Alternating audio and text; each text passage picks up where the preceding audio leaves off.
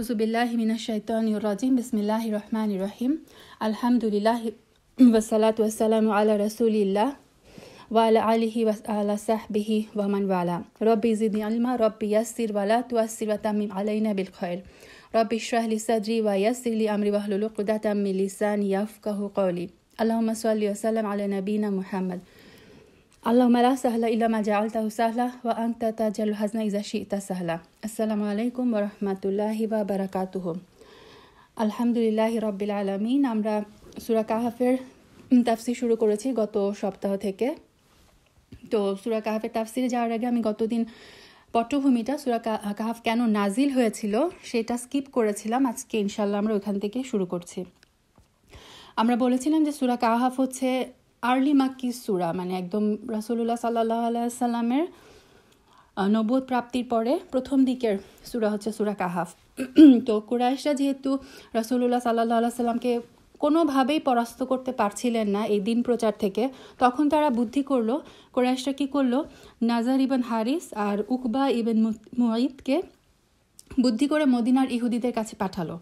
তারা জানতো যে মদিনার ইহুদিরা হচ্ছে পূর্ববর্তী নবীদের, তারা যেহেতু স্ক্রিপচার, তাদের কাছে যেহেতু পূর্ববর্তী কিতাব ছিল, সো তারা বললো যে তোমরা এক কাজ করো, তাদের কাছে যাও, মদিনায় ইহুদিদের কাছে যেয়ে এই মুহাম্মদ সাল্লাল্লাহু আলাইহি সাল্লাম ওনার সম্পর্কে সব কিছু বর্ণনা করো।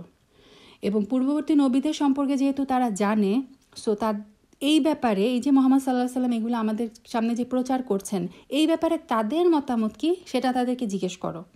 তো এই পরামর্শ মতো এই দুইজন মদিনার ইহুদি আলেমদের কাছে গেল এবং গিয়ে তাদের সামনে সব রাসূলুল্লাহ সাল্লাল্লাহু আলাইহি সাল্লামের অবস্থা, উনি কি প্রচার করছেন, তার গুণাবলী, মানে যাবতীয় সব কিছু বর্ণনা করে বলল যে দেখো, আমরা তোমাদেরকে একটা মীমাংসাযুক্ত কথা বলছি, যে ওরা জিজ্ঞেস করলো যে আমরা এখন কি করব, উনি কি আসলেই সত্য নবী, বা ওনাকে আমরা, যদি উনি মিথ্যা নবী হয় তাহলে আমরা কিভাবে তাকে প্রতিহত করব। তো ইহুদি আলেমরা তাদেরকে শিখিয়ে দিল যে তোমরা এক কাজ করো, ফিরে যাও, ফিরে যেয়ে মুহাম্মদ সাল্লাল্লাহু আলাইহি সাল্লামকে 3টা প্রশ্ন করো। যদি তিনি এই 3টা প্রশ্নের উত্তর দিতে পারেন তাহলে তিনি যে সত্য নবী এটাতে কোনো সন্দেহের অবকাশ নাই। আর যদি তিনি উত্তর দিতে না পারেন তবে তোমরা শিওর হয়ে যাও যে তিনি হচ্ছে মিথ্যাবাদী, তখন তোমরা তার ব্যাপারে যা ইচ্ছা তাই করো। তো এই 3টা প্রশ্ন কি? প্রথম প্রশ্ন হচ্ছে, পূর্ববর্তী যুগে যে যুবকরা বেরিয়ে গিয়েছিল তাদের ঘটনা বর্ণনা করতে বলো। এটা একটা বিস্ময়কর ঘটনা। তো কিছু যুবকের কথা যারা হচ্ছে ঘর থেকে বেরিয়ে গিয়েছিল, এই ঘটনা জিজ্ঞেস করো। সেকেন্ড প্রশ্ন হচ্ছে, আরেক ব্যক্তির কথা জিজ্ঞেস করো যিনি সমস্ত পৃথিবী ভ্রমণ করেছিলেন, যিনি পূর্ব প্রান্ত থেকে পশ্চিম প্রান্ত পর্যন্ত ঘুরে এসেছিলেন। এটা আছে আসলে জুলকারনাইন সম্পর্কে জিজ্ঞেস করো। আর থার্ড কোয়েশ্চেন হচ্ছে, তোমরা তাকে রূহ, যেটা আমাদের আত্মা, সোল বলি, রূহ সম্পর্কে জিজ্ঞেস করো। এই 3টা প্রশ্নের উত্তর যদি তিনি দিতে পারেন তবে সত্য নবী হিসেবে স্বীকার করে তোমরা তার অনুসরণ করো। আর যদি উত্তর দিতে না পারে তবে তিনি হচ্ছে মিথ্যাবাদী, তো যা ইচ্ছা তোমরা তার সাথে তাই করতে পারো। তো এই দুইজন আসলো মক্কায়, ফিরে গিয়ে কুরাইশদেরকে বলল যে ইহুদি আলেমরা আমাদেরকে এই 3টা প্রশ্ন শিখিয়ে দিয়েছেন। তো তারা যে রাসূলুল্লাহ সাল্লাল্লাহু আলাইহি সাল্লামকে এই প্রশ্নগুলো করলেন। রাসূল সাল্লাল্লাহু আলাইহি সাল্লাম প্রশ্নগুলো শুনে এই কুরাইশদেরকে বললেন যে ঠিক আছে, তোমরা আগামীকালকে আসো, আমি তোমাদেরকে এই প্রশ্নের উত্তরগুলো দিব। রাসূল সাল্লাল্লাহু আলাইহি সাল্লাম ইনশাআল্লাহ, যদি আল্লাহ চান, এই কথাটা বলতে ভুলে গিয়েছিলেন। উনি জাস্ট বললেন যে তোমরা আগামীকাল আসো, আমি উত্তর দিয়ে দিব। এই যে উনি ইনশাআল্লাহ বলেননি, মুফাসসিরগণ বলেন এই কারণে এরপরে 15 দিন, 2 সপ্তাহ তার কাছে কোনো ওহী আসেনি। তো এই যে 2 সপ্তাহ ধরে ওহী আসলো না, কুরাইশরা প্রতিদিন তার কাছে আসছিল, প্রতিদিন জিজ্ঞেস করছিল আমাদের প্রশ্নের উত্তরটা বলেন। রাসূল সাল্লাল্লাহু আলাইহি সাল্লাম দুঃখে জর্জরিত হয়ে যাচ্ছিল। একে তো কুরাইশরা তাকে এরকম প্রশ্নের মুখোমুখি করছে, প্রতিদিন এসে জিজ্ঞেস করছে, আরেকটা হচ্ছে তার কাছে ওহী আসা বন্ধ আছে 15 দিন ধরে। এভাবে রাসূল সাল্লাল্লাহু আলাইহি সাল্লাম এই মনোকষ্টে 15 দিন কাটলো। তারপরে আল্লাহ আযজা ওয়া জাল জিবরাইল আলাইহিস সালামের মাধ্যমে সূরা কাহাফ তার কাছে পাঠালেন। এবং এই যে রাসূল সাল্লাল্লাহু আলাইহি সাল্লাম ইনশাআল্লাহ বলতে ভুলে গেলেন, এটাও সূরা কাহাফে আমরা আজকেই দেখব। ইনশাআল্লাহ 23 নম্বর আয়াতে আল্লাহ বলে দিয়েছেন যে রাসূল সাল্লাল্লাহু আলাইহি সাল্লামের উচিত ছিল ভবিষ্যতে আমি এটা করব, এই কথা বলার সাথে সাথে ইনশাআল্লাহ এটা আমাদেরকে বলতে হবে। তারপরে এই সূরা কাহাফে আল্লাহ আযজা ওয়া জাল এই গুহাবাসী যুবকদের কথা, যেটা আসহাবুল কাহাফ, যাদের নামানুসারে এই সূরার নামকরণ, আসহাবুল কাহাফের ঘটনা বর্ণনা করেন, জুলকারনাইনের ঘটনা বর্ণনা করেন, এবং ওই যে ইহুদি পাদ্রীদের যে থার্ড কোয়েশ্চেন রুহ সম্পর্কে উত্তর আল্লাহ আযজা ওয়া জাল্লা সূরা বানি ইসরাইল, সূরা ইসরা, যেটা 17 নম্বর সূরা, এবং ওইখানেও আল্লাহ কথাটা এইভাবে বলেন যে কুল আর রুহ মিন আমরি রব্বি, মানে রুহ হচ্ছে তোমার রবের আদেশ থেকে, এবং এই রুহের ব্যাপারে আল্লাহ আমাদেরকে ডিটেলস বলেননি। রুহ সম্পর্কে একমাত্র আল্লাহ আযজা ওয়া জাল্লা জানেন। রুহ সম্পর্কে রাসূল সাল্লাল্লাহু আলাইহি ওয়াসাল্লামকে এবং তার মাধ্যমে আমাদেরকে ডিটেলস কোনো ইনফরমেশন দেওয়া হয়নি। তো এই ছিল সূরা আল কাহাফের নাজিলের ঘটনা, মানে শানে নুজুল যেটা।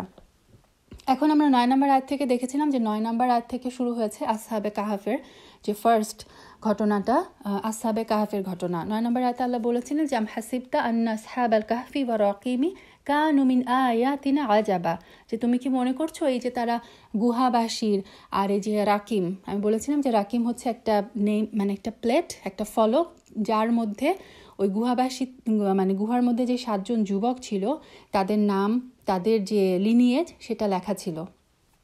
তো এই গুহাবাসী আর রাকিমবাসীর ঘটনাটা ওই ইহুদিদের কাছে খুব আশ্চর্যজনক একটা ঘটনা ছিল, এবং এটা নিয়ে ইসরায়েলিয়াত যদি আমরা দেখি বাইবেলেও এই ঘটনাটা বিভিন্নভাবে বর্ণনা এসেছে। এবং অনেকে, মানে আপনারা যদি জাস্ট গুগলে সার্চ করেন তাহলে দেখবেন জর্ডানে একটা বলে যে জর্ডানে একটা জায়গা আছে আম্মানের খুব কাছে, তারা ওই জায়গাটা মানে দর্শনীয় একটা প্লেস, ওই জায়গাটাকে বলা হয় মানে 7 স্লিপার্স কেভ, মানুষ এটা দেখতে যায়। সেম টার্কিতেও একটা প্লেস আছে, তারা বলে 7 স্লিপার্স কেভ। তারপরে আরও অনেক ওয়ার্ল্ডের বিভিন্ন জায়গায় এরকম মানে লোকজন দাবি করে 7 স্লিপার্স কেভটা হচ্ছে আমাদের এখানে, আসহাবে কাহাফটা হচ্ছে আমাদের এই দেশে। তো এই যে এই ঘটনা নিয়ে, এবং এটাও তাদের সংখ্যা কত ছিল এটা নিয়ে অনেক মতানৈক্য আছে, তারা কত বছর ঘুমিয়েছিল এটা নিয়ে অনেক মতানৈক্য আছে। আল্লাহ এখানে বলে দিচ্ছেন এই যে মানুষজন এই আসহাবে কাহাফের ঘটনাটাকে এত আশ্চর্যজনক ঘটনা মনে করছে, আসলে তারা যদি তাদের চারপাশে তাকায়, এই যে চন্দ্র সূর্য কিভাবে একটা মানে আল্লাহ, তারপরে যে আসমান, খুঁটিবিহীন আসমান, আসলে এই সব কিছু হচ্ছে আসহাবে কাহাফের ঘটনা থেকেও অনেক বেশি আশ্চর্যজনক। তো আল্লাহ এটাই বলে দিচ্ছেন যে তুমি এটা মনে করো না যে এই আসহাবে কাহাফের ঘটনাটাই আমার নিদর্শনগুলোর মধ্যে এত বেশি বিস্ময়কর, এর চেয়ে বেশি বিস্ময়কর ঘটনা আমার চারপাশের প্রকৃতিতেই আছে। ঈদ আওয়াল ফিতিয়া, যখন যুবকেরা, এখানে যে ফিতিয়া মানে হচ্ছে অনেকজন যুবক, একজন যুবক হচ্ছে ফাতান আর ফিতিয়া হচ্ছে যুবক, তার মানে আমরা এখানে বুঝতে পারি তারা বৃদ্ধ লোক ছিল না, তারা ছিল একদম যুবক, 20 থেকে 30 বছরের মাঝামাঝি। এবং মুফাসসিরগণ এটাও বলেন যে যখনই কোনো নতুন একটা মানে রিলিজিয়ান আসে বা যখনই কোনো একটা নতুন ধরনের অভ্যুত্থানের কিছু হয়, যুবকরাই কিন্তু এগিয়ে আসে, যুবকরাই কিন্তু এই জিনিসগুলো মানে নতুনকে অ্যাকসেপ্ট করাটা কিন্তু এই যে যুবক বয়সের একটা অভ্যাস। রাসূলুল্লাহ সাল্লাল্লাহু আলাইহি সাল্লাম যখন দিন প্রকাশ করলেন তখন দেখেন যে মদিনার এত মানুষ, মদিনার লোকেরা এসে যুবক, তারা কিন্তু যুবক ছিল, ইয়াংসরা এসে কি করলো, রাসূলুল্লাহ সাল্লাল্লাহু আলাইহি সাল্লামকে সুন্দর করে অ্যাকসেপ্ট করলো। মক্কায় যে সমস্ত সাহাবীরা রাসূল সাল্লাল্লাহু আলাইহি সাল্লামের মানে নবুয়ত প্রথম দিকেই যে গ্রহণ করলেন, তাদের মধ্যে তারা ম্যাক্সিমামই ছিলেন কিন্তু যুবক। বৃদ্ধ যারা, বয়স্ক যারা, তারা কিন্তু নতুনটাকে অ্যাকসেপ্ট করতে এটা কিন্তু তাদের জন্য এত ইজি না।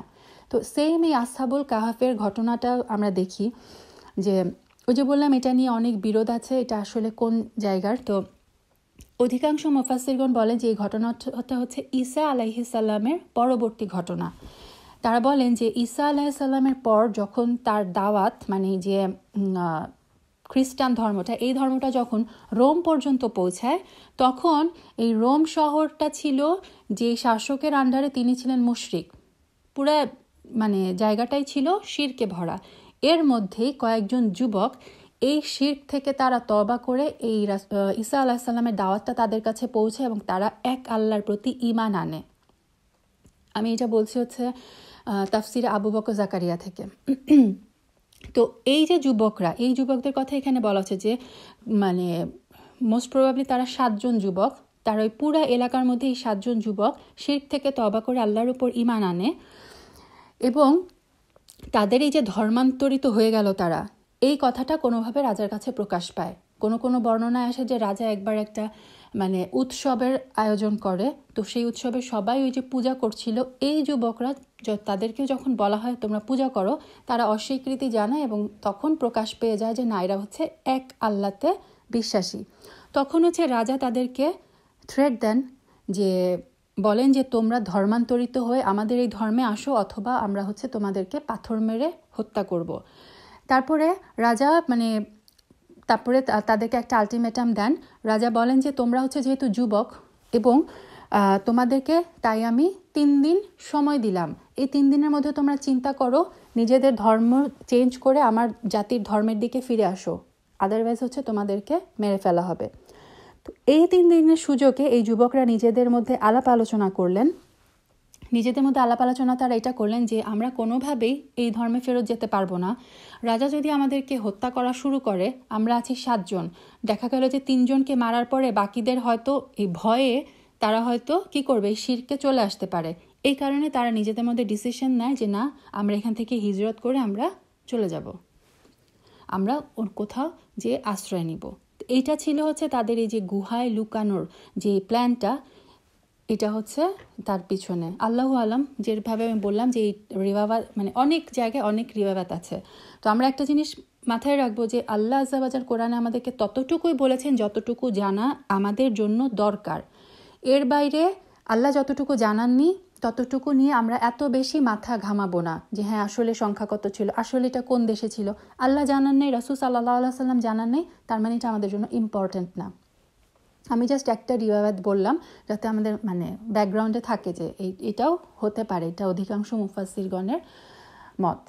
তো এই যে যুবকরা গুহার মধ্যে আশ্রয় নিল, আচ্ছা কুকুরের কথাটা বলি, যে বর্ণনায় আছে যে যুবকরা রাতের অন্ধকারে তারা ঘর থেকে বের হয়, ঘর ত্যাগ করে, এবং কিছু দূর যাওয়ার পরে তারা দেখলো যে একজন মেষ পালক তার কিছু ভেড়া নিয়ে, সে হয়তো পাহাড়ের গায়ে মেষ চড়ানোর সময়, তো রাতের বেলা যেহেতু হয়ে গেছে, মেষপালক ঘুমাচ্ছিল, আর ওই মেষগুলার দেখাশোনার জন্য মানে পাহারা দেওয়ার জন্য একটা কুকুর ছিল এখানে নিয়োজিত।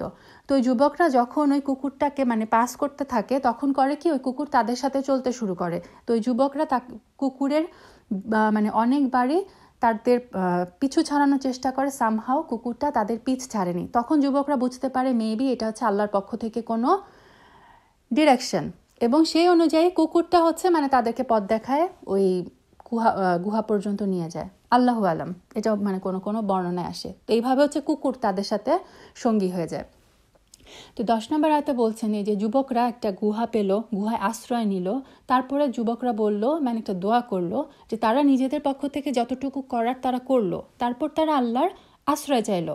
আল্লাহকে বলল, রব্বানা, হে আমাদের রব, আতিনা মিন লাদুনকা রহমা, তোমার পক্ষ থেকে আমাদের উপর রহমত দাও, কারণ রহমত আসে একমাত্র আল্লাহর পক্ষ থেকে। ওয়াহাইয়ি লানা মিন আমরিনা রশাদা, এবং এই যে আমরা আমাদের কাজে বের হলাম, তুমি আমাদের এই কাজটাকে সুষ্ঠুভাবে সম্পন্ন করার তৌফিক দাও। তারপরে আল্লাহ আযজা ওয়া জাল তাদের দোয়া কবুল করলেন, এবং 11 নম্বর আয়াতে বলছেন, ফাদরাবনা আলা আযানিহিম ফিল কাহফি সিনিনা আদাদা। ফাদরাবনা মানে হচ্ছে আমরা তাদের আলা আজান হচ্ছে কানগুলোর উপরে আমরা তাদেরকে ঘুমের পর্দা দিয়ে দিলাম। ঘুমের পর্দা দিয়ে দেওয়া মানে হচ্ছে আমরা যখন ঘুমাই আমাদের চোখ বন্ধ থাকে, আমাদের কান কিন্তু সজাগ থাকে। সে কারণে দেখবেন মানে আওয়াজের মধ্যে মানুষের ঘুম আসতে একটু কষ্ট হয়। যখন মানুষ গভীর ঘুমে চলে যায় তখন হচ্ছে কানও বন্ধ হয়ে যায়। আবার মানুষের ঘুম যখন মানে অলমোস্ট শেষের দিকে পাতলা হয়ে যায়, তখনও দেখবেন আওয়াজে মানুষের ঘুম ভেঙে যায়, কানটা আগে অ্যাক্টিভ হয়। তো আল্লাহ বললেন যে এই যে আল্লাহ যেহেতু প্ল্যান ছিল যে তাদেরকে লম্বা সময়, সিনিনা আদাদা মানে হচ্ছে অনেক বছর, যেহেতু অনেক বছর গুহার মধ্যে আল্লাহ আযজা ওয়া জাল তাদেরকে ঘুম পাড়িয়ে রাখবেন, সেজন্য তাদের কানের উপরে ঘুমের পর্দা লাগিয়ে দিলেন। বাইরের কোনো সাউন্ড তাদের কানের মধ্যে প্রবেশ করলো না, তাদের মানে তারা যেন নিশ্চিন্তে আরামে ঘুমাতে পারেন সেই ব্যবস্থা আল্লাহ আযজা ওয়া জাল করে দিলেন। যুম্মা বাআসনাহুম, এই দুইটা আয়াতে আল্লাহ জাস্ট শর্টকাটে ঘটনাটা কি হয়েছে তা বলছেন, এবং পরবর্তীতে আল্লাহ প্রত্যেকটা মানে স্টেপ ডেসক্রাইব করবেন। তো 12 নম্বর আয়াতে বলেন সুম্মা, এরপর বাআসনাহুম। বাআসা মানে হচ্ছে যে মানুষকে যখন হাসরের ময়দানে কবর থেকে যখন উঠাবে, সেইটাকে বলা হয় বাআসা, উঠানো, পুনরুত্থান। আল্লাহ এখানে তারা উঠলেন ঘুম থেকে, কিন্তু আল্লাহ ইউজ করলেন বাস না, মানে আমরা তাদেরকে পুনরুত্থান করলাম অ্যাজ ইফ। কেন পুনরুত্থান বলেছেন? কারণ মুফাসসিরগণ বলেছেন যেহেতু তারা লম্বা টাইম, এই যে 300 বা 309 বছর, 300 বছর ঘুমানো, তারা মানে অ্যাজ ইফ তারা মরেই গিয়েছিল। রাসূলুল্লাহ সাল্লাল্লাহু আলাইহি ওয়াসাল্লামের এটা কিন্তু হাদিস আছে যে ঘুম হচ্ছে মৃত্যুর মানে ভাই, মানে আমরা যখন ঘুমাই আমাদের যে আত্মাটা সেটা কিন্তু আমাদের শরীর থেকে চলে যায়, আর মৃত্যুর পরেও কি হবে, এই সেম আমাদের আত্মাটা কিন্তু আমাদের থেকে বের হয়ে যাবে। বাট ঘুমালে যে হয় আত্মার সাথে বডির একটা কানেকশন তখনও থাকে, আর মানুষের যখন মৃত্যু হয় তখন সেই কানেকশনটা ছুটে যায়। এই কারণে দেখবেন অনেকে কিন্তু ঘুমের মধ্যে মারা যায়, কারণ ঘুমের মধ্যে সোলটা কিন্তু চলে যায়। সেই সোলটা যখন আর ব্যাক না করে তখনই কিন্তু মানুষ আর ঘুম থেকে উঠে না, ঘুমের মধ্যেই মারা যায়। তো যেহেতু তারা ওই লম্বা সময় ঘুমিয়েছিল 300 বছরের বেশি, সে কারণে আল্লাহ এখানে পুনরুত্থান শব্দটা ইউজ করলেন, যে এরপরে আমরা তাদেরকে পুনরুত্থান করলাম, আবার জাগালাম। কেন জাগালেন আল্লাহ? লিনা আলামা, যেন আমরা জানতে পারি, আইউল হিজবাইন হচ্ছে মানে হিজবুন হচ্ছে একটা দল, হিজবাইন হচ্ছে দুইটা দল, যে দুইটা দলের মধ্যে আহসা, মানে আহসা হচ্ছে অধিকতর সঠিক হিসাব কারা করেছিল, লিমা লাবিসু আমাদা। ঘটনাটা এরকম ছিল, যে গুহাবাসী মানে 7 জন যুবক যখন লম্বা টাইম ঘুমের পরে যখন উঠলো, তখন তারা নিজেদের মধ্যে প্রশ্ন করছিল, এই ডিটেলসগুলো পরে আসবে, নিজেদের মধ্যে প্রশ্ন করলো, আচ্ছা আমরা কতদিন এখানে ঘুমালাম? তো তারা ঢুকেছিল হচ্ছে রাতের বেলা, তারা যখন ঘুম থেকে উঠলো তখন দেখলো যে সূর্যের আলো তখনও ডুবেনি। সো কেউ বললো যে মনে হয় একটা দিনের কিছু অংশ, আমরা তো রাতে ঢুকেছি, এখনও বিকাল, মনে হয় এখন বিকাল, সো মানে আমরা কয়েক ঘন্টা ঘুমিয়েছি। আবার কেউ আশেপাশের সিন দেখে বললো না, মনে হচ্ছে যে অনেক সময় পার হয়ে গেছে। তো এই যে একদল বলল যে না আমরা একদিনের কিছু অংশ ঘুমিয়েছি, আরেক দল বললো না মনে হয় আমরা অনেক দিন ঘুমিয়েছি। এই দুই দলের মধ্যে আসলে সঠিক হিসাবটা কে করেছিল সেইটা জানার জন্য আল্লাহ কি করলেন, তাদেরকে আবার পুনরুত্থান করলেন। এবং আল্লাহ নিজেই, একটু পর আমরা দেখবো, আল্লাহ নিজেই বলে দিলেন যে তারা আসলে গুহার মধ্যে কতদিন ছিলেন। নাহনু নাকুসু আলাইকা নাবাআহুম বিল হক, নাহনু আমরা, আল্লাহ বলছেন রাসূলুল্লাহ সাল্লাল্লাহু আলাইহি সাল্লামকে যে আমরা তোমাকে বর্ণনা করছি, নাকুসু মানে বর্ণনা করছি তোমার কাছে তাদের খবর, বিল হক সত্য সহকারে। যে কোনো ঘটনার সাথেই কি হয়, সত্যের সাথে অনেক মিথ্যা কিন্তু মিশে যায়। যেমন যে বললাম যে ইসরায়েলি রিওয়ায়াতে, তারপরে যে খ্রিস্টানদের রিওয়ায়াতে অনেক বর্ণনা আছে, যে কেউ বলে তারা এখানে ছিল, কেউ বলে তারা সংখ্যায় এতজন ছিল। আল্লাহ বলে দিচ্ছেন যে আমি তোমাকে যে ঘটনাটা বর্ণনা করছি সেটাই হচ্ছে হক, কারণ আমরা জানি আল্লাহ যেটা বলেন সেটাই হচ্ছে হক, আল্লাহ হচ্ছেন সত্য বলেন। পুরা সত্য ঘটনাটা একমাত্র আল্লাহ এখানে বর্ণনা করছেন। ইন্নাহুম নিশ্চয়ই তারা ছিল ফিতিয়াতুন, তারা ছিল কয়েকজন যুবক, আমানু বিরব্বিহিম যারা তাদের রবের উপর ঈমান এনেছিল, এক আল্লাহর উপর তারা বিশ্বাস করেছিল, তারা ছিল তাওহীদে বিশ্বাসী। তারপরে ওয়াজিদনাহুম হুদা, তারপর আমরা তাদেরকে এই যে হেদায়াত আরও বাড়িয়ে দিলাম। ইমাম বুখারী রাহিমাহুল্লাহ এই আয়াতটা তার মানে ঈমান অধ্যায় সম্ভবত ইউজ করেছেন এই আয়াতটা, যে এই আয়াতটা দিয়ে আমরা বুঝতে পারি ঈমান হচ্ছে মানুষের বাড়ে মানে কমতেও পারে। এটা হচ্ছে একটা মানে যে আল্লাহ এখানে বলেন বা জিদনাহুম হুদা, তাদের হেদায়াত আমি আরও বাড়িয়েছিলাম। তার মানে মানুষের ঈমান, হেদায়াত বাড়ে কমে, মানুষের ঈমানও বাড়ে কমে। আল্লাহ যদি এই যুবকগুলার মানে হেদায়াত বৃদ্ধি না করতেন, তাদের কি হতো, মনোবল দুর্বল হয়ে যেত। কারণ তারা একটা প্রতিকূল সমাজের মধ্যে ছিল, যেখানে তারা ছাড়া বাকি সবাই শিরকে লিপ্ত, এবং যেখানে তাদেরকে মৃত্যুর হুমকি দেওয়া হলো যে ধর্ম ত্যাগ করো, নাহলে তোমাদের মেরে ফেলা হবে। তার মানে তাদের ঈমানি মজবুত, মানে ঈমানি শক্তিটা কি পরিমাণ মজবুত ছিল, যে তারা ছিল যুবক। এবং বর্ণনা এসেছে যে তারা সব বিত্তশালী মন্ত্রী মিনিস্টার টাইপের লোকদের সন্তান ছিল এরা। এই যে প্রাসাদ ছেড়ে একটা গুহার মধ্যে আশ্রয় নেওয়া জাস্ট ঈমান বাঁচানোর জন্য, তাদের ঈমানি শক্তি কতটা মজবুত ছিল। এবং এই কারণেই আল্লাহ বললেন যে তাদের এই যে নিজের প্রচেষ্টা, ঈমান রক্ষা, তাদের যে প্রচেষ্টা, এটা দেখে, এটার কারণে আল্লাহ তাদের হেদায়াত আরও বাড়িয়ে দিলেন। সূরা আরাফে আল্লাহ আজ্জা ওয়া জাল বলেছেন যে তাদের সামনে যখন কোরআন তেলাওয়াত করা হয় তাদের ঈমান বৃদ্ধি পায়, মানে একজন মুমিন যখন কোরআন তেলাওয়াত শুনে তখনও তার ঈমান বৃদ্ধি পায়। আমরা আল্লাহর কথা, কোরআনের কথা, হাদিসের কথা, তাফসির, যে কোনো মানে দিন রিলেটেড যখনই দেখবেন কোনো মাজলিসে আছেন, কোনো লেকচার শুনছেন, তখন আপনার ঈমানের অবস্থা যেরকম থাকে, আপনি ধরেন দোকানে আছেন, কোনো মার্কেট করছেন, তখন যদি আমরা চিন্তা করি আমাদের ঈমানের লেভেল কিন্তু একই রকম থাকে না। সো যত আমরা মানে এই দিনের সাথে লেগে থাকবো, আল্লাহ কি করবেন, আমাদের ঈমান তত বাড়াবেন। যত আমি ভালো কাজ করব, ঈমান হচ্ছে তত বাড়বে।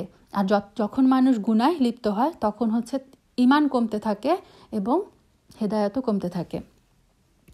একটা হাদিসে এসেছে যে একদিন আবু বকর রাদিয়াল্লাহু তাআলা আনহু এবং আরেকজন সাহাবা, নাম ভুলে গেছি আমি, তারা এসে রাসূলুল্লাহ সাল্লাল্লাহু আলাইহি সাল্লামকে বললেন যে ইয়া রাসূলুল্লাহ, আমাদের তো নিজেদেরকে মুনাফিক মনে হয়। তো রাসূল সাল্লাল্লাহু আলাইহি সাল্লাম বললেন কেন? ওনারা বললেন যে আমরা যখন আপনার সাথে থাকি তখন আমাদের ঈমান এত বৃদ্ধি পায়, আমাদের মনে হয় জান্নাত জাহান্নাম আমরা নিজের চোখের সামনে দেখতে পাই। আর আমরা যখনই আপনার কাছ থেকে যে নিজের আবার সংসারে ব্যস্ত হয়ে যাই, জীবনযাপনের ব্যস্ত হয়ে যাই, কামাই রোজগার, ফ্যামিলি সব কিছুতে যখন ব্যস্ত হয়ে যাই, তখন মনে হয় যে আমাদের ঈমান অনেক কমে যায়। তো আমরা কি মুনাফিক হয়ে গেলাম না? এখানে ঈমান বাড়ে, ওখানে আবার যে সংসারে গেলে আবার ঈমান কমে যায়। তখন রাসূলুল্লাহ সাল্লাল্লাহু আলাইহি সাল্লাম উত্তর দিয়েছিলেন যে তোমাদের ঈমানের লেভেল আমার সাথে যখন থাকো, সেই অবস্থায় যদি 24 ঘন্টা থাকতো, তাহলে ফেরেশতারা এসে তোমাদের সাথে মুসাফাহা করতো, মানে ফেরেশতারা এসে তোমাদের সাথে হাত মিলাতো। ফেরেশতাদের ঈমান কন্টিনিউয়াস সেম থাকে। বাট আমরা যেহেতু মানুষ, দিনের কথা যখন শুনি তখন ঈমানটা একটু বাড়ে, আবার যখন দিনের কথা অনেকক্ষণ না শুনি তখন কি হয়, আবার আমাদের ঈমান কমতে থাকে। সে কারণে কিন্তু বলা হয় যে রিমাইন্ডার বারবারই একজন মুসলিমের, একজন মুমিনের রিমাইন্ডার দরকার হয়। আল্লাহ যেমন বলে দিয়েছেন যে ওয়াযাক্কির ফাইন্না যিকরা তানফাউল মুমিনিন, বারবার রিমাইন্ড করো, বারবার একই জিনিস স্মরণ করো, কারণ যতবার রিমাইন্ডার আসবে একজন মুমিনের জন্য সেটা হচ্ছে উপকারী। আল্লাহর কথা শুনলে আমাদের কি হয়, ঈমান বাড়ে। তারপর আল্লাহ বললেন ওয়ারাবাতনা আলা কুলুবিহিম, তাদের যে অন্তরগুলো, সেগুলো তাদের যে মনোবলকে আমি দৃঢ় করে দিয়েছিলাম। ইদ কমু, কখন আল্লাহ তাদের মনোবল দৃঢ় করলেন? যখন কমু, তারা উঠে দাঁড়িয়েছিল। এখন দাঁড়িয়েছিল, মুফাসসিরগণ বলেছেন যে হতে পারে এটা আল্লাহ বুঝাচ্ছেন যে তারা যখন ওই যে রাজা বলল যে না তোমরা শিরকে লিপ্ত হও, সেই যুবকরা তাওহীদ প্রতিষ্ঠার জন্য দাঁড়িয়ে গেল। তারা দাঁড়িয়ে বলল যে না, আমরা এক আল্লাহতে বিশ্বাসী, আমরা শিরকে লিপ্ত হব না। অথবা মুফাসসিরগণ আরেকটা বলেছেন এই দাঁড়ানোর অর্থ হতে পারে তারা যখন ডিসিশন নিল যে না এখান থেকে আমরা হিজরত করব, দাঁড়িয়ে উঠে তারা যখন রওনা দিল হিজরতের জন্য, সেটা যেটাই হোক, যখনই তারা এই যে তাদের ঈমানটা রক্ষার জন্য তারা দাঁড়িয়ে গেল, তারপরে ফাকালু, তারপর তারা ঘোষণা দিল, তারা বলল রব্বুনা রব্বুস সামাওয়াতি ওয়াল আরদ, আমাদের রব হচ্ছে আকাশ আর পৃথিবীর রব, মানে আল্লাহ। লান নাদউয়া মিন দুনিহি ইলাহান, তাকে ছাড়া আমরা অন্য কাউকে ইলাহ হিসেবে ডাকবো না। মানে যুবকরা কি করলো, তাওহীদের ঘোষণা দিল, আল্লাহর একত্ববাদের ঘোষণা দিল। লাকদ কুলনা, যদি আমরা এরকম বলি, মানে যদি আমরা আল্লাহ, এই আসমান আর জমিনের যে রব, তাকে ছাড়া অন্য কাউকে যদি আমরা ইলাহ হিসেবে ডাকি, আমাদের রব হিসেবে ডাকি, তাহলে কি হবে? লাকদ কুলনা, যদি আমরা এরকম বলে থাকি, ইদাং সাততা হচ্ছে বাড়াবাড়ি কথা, বাতিল কথা, গর্হিত কথা। তাহলে আমরা একদম মানে পিওর মিথ্যা কথায় আমরা পতিত হয়ে যাব, আমরা বাতিল বাড়াবাড়ি কথায় লিপ্ত হয়ে যাব যদি আমরা আল্লাহকে বাদ দিয়ে অন্য কাউকে ইলাহ হিসেবে মেনে নিই।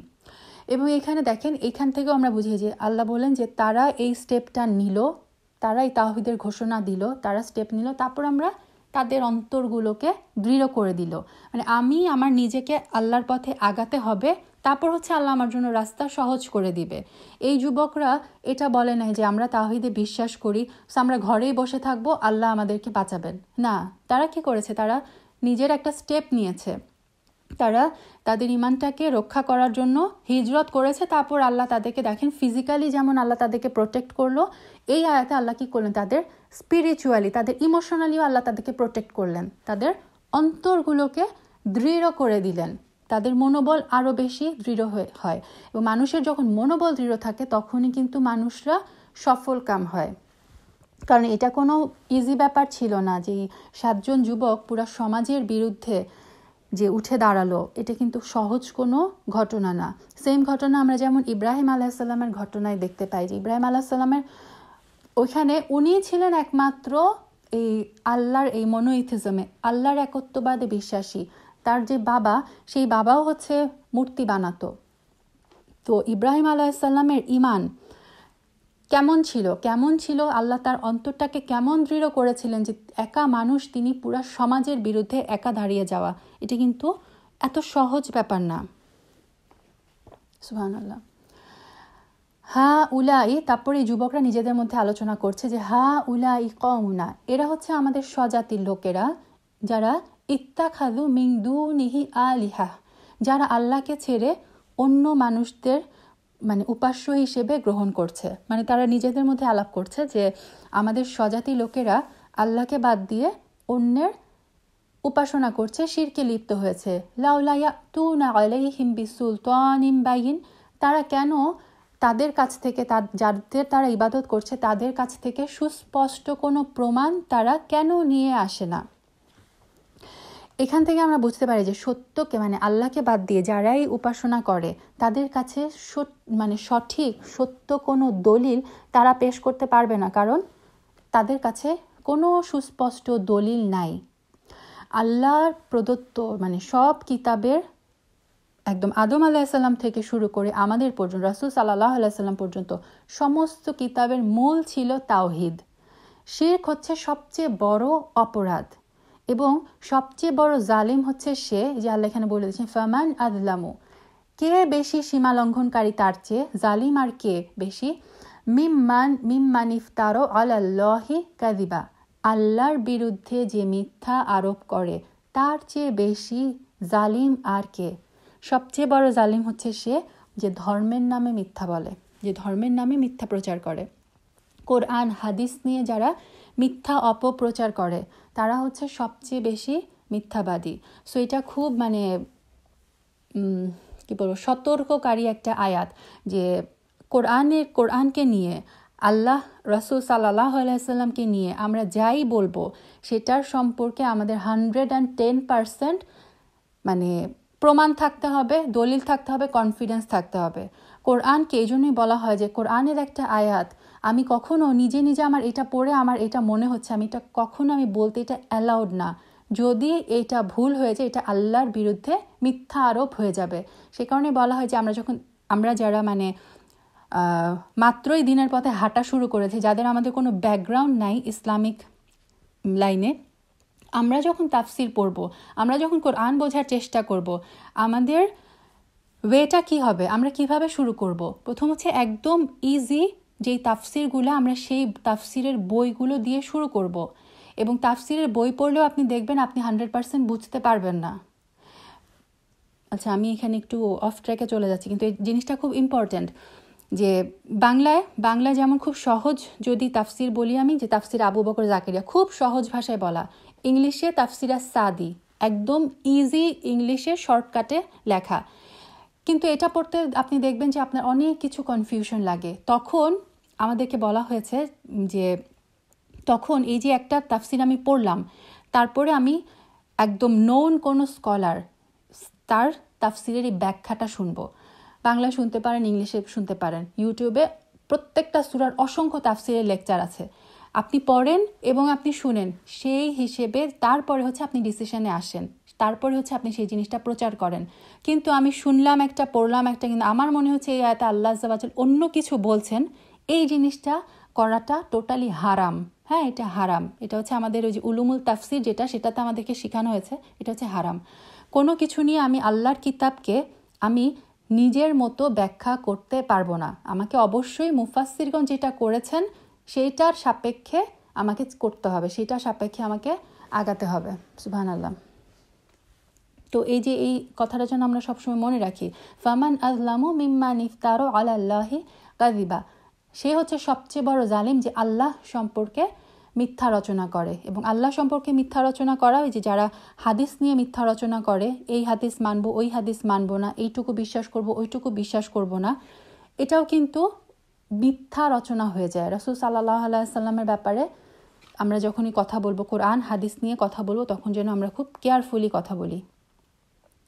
ওয়া ইযি আতাযালতুমুহুম, যখন তোমরা তাদের কাছ থেকে বিচ্ছিন্ন হয়ে গেছো। বিচ্ছিন্ন মানে এই যে তারা যে হিজরত করলো। এখন এখান থেকে মুফাসসিরগণ বলছেন আমরা কখন হিজরত করব। এমন ধরেন রাসূল সাল্লাল্লাহু আলাইহি সাল্লামের কথাই যদি চিন্তা করি, উনি নবুয়ত প্রাপ্তির পরে 13 বছর মক্কায় কিন্তু ছিলেন। রাসূল সাল্লাল্লাহু আলাইহি সাল্লামের উপর অনেক অত্যাচার হয়েছে, অনেক কিছু হয়েছে, তার সাহাবীদের উপর চরম অত্যাচার করা হয়েছে। তারপর রাসূলুল্লাহ সাল্লাল্লাহু আলাইহি সাল্লাম হিজরত করতে 13 বছর সময় নিয়েছিলেন, কারণ তখন যতদিন উনি দেখেছেন যে না আমাকে প্রচার করতে হবে, যখন ওই যে দেয়ালে পিঠ ঠেকে যায়, যখন রাসূল সাল্লাল্লাহু আলাইহি সাল্লামের জীবনের উপর হুমকি আসলো, যেটা আমরা জানি যে হিজরতের রাতে কি ঘটনা, তারা পুরা রাসূল সাল্লাল্লাহু আলাইহি সাল্লামকে হত্যা করার প্ল্যান করেছিল, তখন আল্লাহ তাকে নির্দেশ দিলেন তুমি এখন হিজরত করো। তার মানে যখন একটা প্রতিকূল পরিবেশে থাকলেও যতক্ষণ আমার চান্স থাকবে যে না এখানে দিন প্রচারের আমার সুযোগ আছে, ততক্ষণ আমাকে সেখানে থাকতে হবে। যখনই আমি দেখব যে না আমার জীবনের উপর হুমকি চলে আসছে, বা এমন একটা সিচুয়েশনে পড়ে যাচ্ছে যেখানে আমি সালাত ঠিকমতো আদায় করতে পারছি না, যেখানে আমি সালাত পড়তে গেলেই আমার উপর হুমকি আসবে, বা আমি হিজাব করে বের হলেই আমাকে অ্যাটাক করা হবে, তখন আমাকে তাদের থেকে পৃথক হয়ে যেতে হবে, মানে হিজরত করতে হবে। তো আল্লাহ এখানে বললেন যে এই যে যুবকরা হিজরত করলো, ডিসিশন নিল, ওয়ামা ইয়াবুদুনা ইল্লাল্লাহ, এবং আল্লাহ ছাড়া আর কারো উপাসনা করবে না, এইটাতে যখন তারা দৃঢ় হয়ে গেল, তখন তোমরা আশ্রয় নাও। এখন এই যে পরের কথাটুকু, এটা মুফাসসিরগণ দুইভাবে ব্যাখ্যা করেছেন। একটা হতে পারে যে তারা যুবকরা নিজেরাই নিজেদের মধ্যে আলোচনা করেছে, অথবা কেউ কেউ বলেছে এটা আল্লাহ তাদের অন্তরে ইলহাম করেছেন। ইলহাম মানে আল্লাহ কোনোভাবে জানিয়ে দেয় অন্তরে। একটা ওহি, যে ডিরেক্ট ফেরেশতার মাধ্যমে ওহি হয়, ওহি আসে শুধুমাত্র নবী রাসূলদের উপরে, কিন্তু আল্লাহ কিন্তু সাধারণ মানুষকেও ইলহাম করতে পারেন। যেমন মুসা আলাইহিস সালামের মার কাছে আল্লাহ ইলহাম করেছিলেন যে তুমি তোমার সন্তানকে, মুসা আলাইহিস সালামকে, একটা বাস্কেটে ভরে তাকে নদীতে ভাসিয়ে দাও। এটা কিন্তু তার কাছে ওহি আসেনি, ইলহাম এসেছিল। ইলহাম মানে অন্তরে জানানো। তো কেউ কেউ বলেছেন যে এই কথাটা আল্লাহ তাদেরকে ওই যুবকদের অন্তরে ইলহাম দিলেন, অথবা কেউ কেউ বলেছেন না, যুবকরা নিজেদের মধ্যে আলোচনা করলেন যে তোমরা আশ্রয় নাও ইলাল কাহফি, একটা গুহার মধ্যে। ইয়াংশুর লাকুম রব্বুকুম, তোমাদের রব তোমাদের জন্য প্রশস্ত করে দিবেন মির রহমাতিহি, মানে তোমাদের রব তোমাদের উপরে তার যে রহমা সেটা ঢেলে দিবেন। ওয়ায়ুহাইয়ি লাকুম মিন আমরিকুম মিরফাক, এবং এই যে তোমরা যে কাজটার জন্য যাচ্ছ সেটা তোমাদের জন্য ফলপ্রসূ করে দিবেন, সহজ করে দিবেন। এই দোয়াটাই কিন্তু আমরা 10 নম্বর আয়াতে দেখে এসেছিলাম যে যুবকরা যখন আশ্রয় নিল এই দোয়াটাই করলো যে হে আল্লাহ তুমি রহমত দাও এবং আমাদের জন্য আমাদের এই কাজ সহজ করে দাও। তো আল্লাহ এটাই বললেন যে তোমরা আশ্রয় নাও এবং আল্লাহ তোমাদের উপর রহমত ঢেলে দিবেন এবং তোমাদের কাজ সহজ করে দিবেন। এখানে এই যুবকরা দেখেন সব কিছু থেকে, তাদের সমাজ থেকে, তাদের পরিবার থেকে পৃথক হয়ে গেল। পৃথক হয়নি শুধু আল্লাহ থেকে, হ্যাঁ, আল্লাহর একত্ববাদ, এই ইমানটা কিন্তু তারা ধরেছিল এবং তাদের দৃঢ় বিশ্বাস ছিল যে আল্লাহ আমাদের সাথে আছেন। এই দৃঢ় বিশ্বাসের কারণে কিন্তু সমগ্র এলাকাবাসী, গ্রামবাসী, এই যে কুফরি যারা করছে তাদের থেকে তারা নিজেদেরকে আলাদা করে ফেলতে পেরেছিল। সো আমরা যখনই এরকম একটা সিচুয়েশনে পড়বো যেখানে আমার আশেপাশে সবাই কুফরি করছে, তখন আমার যেন মাথায় থাকে যে ইন্নাল্লাহা মা'ানা। স্পেশালি আমরা যারা এই যে বিধর্মী কাফিরদের দেশে বসবাস করি, সবসময় মাথায় রাখতে হবে ইন্নাল্লাহা মা'ানা, নিশ্চয়ই আল্লাহ আমার সাথে আছেন। আল্লাহ যদি আমাকে প্রোটেক্ট করেন, জগতের কারো সাধ্য নাই যে আমার ক্ষতি করবে। আর আল্লাহ যদি আমার ক্ষতি হওয়া অ্যালাউ করেন, তাহলে আমি মুসলিম দেশে থেকেও কিন্তু কেউ সে অ্যাটাক আমার উপর আটকাতে পারবে না। সো সবসময় আমাদেরকে এই জিনিসটা মাথায় রাখতে হবে ইন্নাল্লাহা মা'ানা, নিশ্চয়ই আল্লাহ আমাদের সাথে আছেন। এবং আল্লাহ সম্পর্কে যে সবসময় একটা সুধারণা থাকা। দেখেনি যে যুবকরা গুহায় চলে গেল, তাদের মধ্যে ভরসা কি ছিল অন্তরে, যে নিশ্চয়ই আল্লাহ আমাদের সাথে আছেন, আল্লাহ আমাদের কাজ সহজ করে দিবেন। এই যে আল্লাহর প্রতি সুধারণা থাকা, এটা সর্বাবস্থা একজন মুমিন মুসলিমের সর্বাবস্থা আল্লাহ সম্পর্কে সুধারণা থাকতে হবে। একটা হাদিসে কুদস থেকে আমরা পাই যে আল্লাহ নিজে বলেছেন যে আনা ইনদা আবদি জন্নাবি, আমি আমার বান্দার কাছে সেরকম যেরকম আমার বান্দা আমাকে আমার সম্পর্কে ধারণা করে। মানে ধরেন আমি যদি চিন্তা করি যে আমার আল্লাহ রহমান, আমার আল্লাহ গফফার, নিশ্চয়ই তিনি আমাকে ক্ষমা করে দিবেন, তাহলে আল্লাহ আমার সাথে সেরকমই করবেন ইনশাআল্লাহ। আর আমি যদি মনে করি যে না, আমি এত পাপী মানুষ, আমি যদি দোয়া করি আমার দোয়া কি আল্লাহ কবুল করবেন, এতবার দোয়া করলাম আমার দোয়া তো কবুল হলো না, তখনই যে আমি কি করলাম, আল্লাহর ক্ষমতা সম্পর্কে একটা সন্দেহ প্রকাশ করলাম যে আল্লাহ কি আমাকে ক্ষমা করবেন। তার মানে আমি বলছি যে না, আল্লাহ গফফার না, আল্লাহ ক্ষমা করতে সক্ষম না, নাউজুবিল্লাহ। তো তখন রাসূল সাল্লাল্লাহু আলাইহি ওয়াসাল্লাম বলেছেন যে একটা বান্দার দোয়া ততক্ষণ কবুল হয় যতক্ষণ না বান্দা তাড়াহুড়া করে। যেই মুহূর্তে মনে আসলো যে এতবার দোয়া করলাম কবুল তো হলো না, সেই মুহূর্তে দোয়া শেষ, ওই দোয়ার কবুল হবে না। কারণ এই যে সব সময় আল্লাহ সম্পর্কে একটা সুধারণা থাকতে হবে যে হ্যাঁ, আল্লাহ অবশ্যই আমার দোয়া কবুল করবেন, কোনোভাবে আল্লাহ দোয়া কবুল করবেন। হয়তো আমি এখনই সাথে সাথে রেজাল্ট পাচ্ছি না, যদি এই দুনিয়ায় রেজাল্ট না পাই, রেজাল্ট আমি অবশ্যই আখিরাতে পাবো। সর্বাবস্থা আল্লাহ সম্পর্কে সুধারণা থাকা, এটা হচ্ছে আমাদের জন্য কর্তব্য। এবং এই দৃঢ় বিশ্বাস থাকতে হবে যে আমি যদি আল্লাহর রাস্তায় থাকি, আল্লাহ অবশ্যই আমার কাজ সহজ করে দিবেন। এই গুহাবাসী যুবকদের থেকে কিন্তু, ঘটনা থেকে কিন্তু আমরা এটাই শিখি।